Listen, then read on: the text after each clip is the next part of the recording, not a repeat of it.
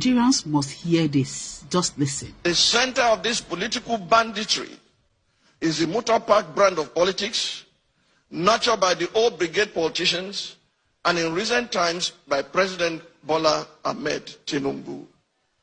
Mr. President, it is through your influence that the Nigerian National Assembly has become a haven for legislative rascality.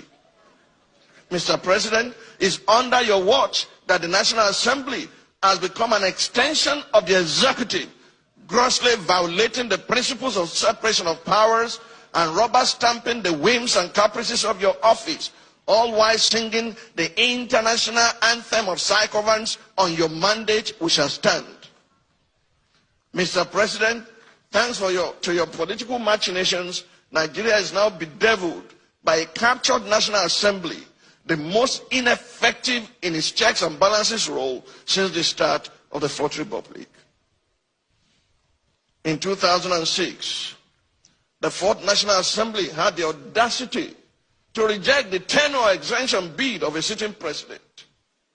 In 2010, the Sixth National Assembly summoned the courage to stand against the power hijacking cabal and restore Nigeria to the path of constitutionality by invoking the doctrine of necessity.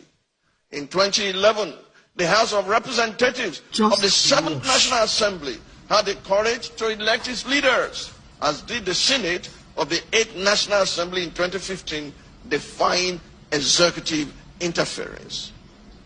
This National Assembly, the 10th, has by its unconstitutional endorsement of the President's abuse of powers proven to be the most spineless in our recent history.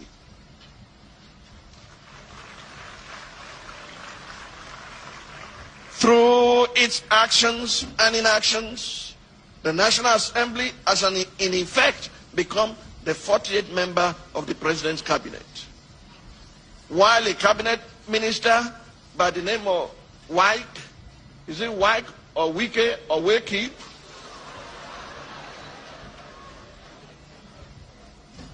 Why a cabinet minister has more or less become a third-time state governor in Rivers State, pampered by the indulgences of the president. Recent events have made it clear to Nigerians that had this assembly been in place in 2006, when the third-term agenda was proposed, our democracy would have since morphed into one of Africa's lamentable tales of sit-tight dictatorship.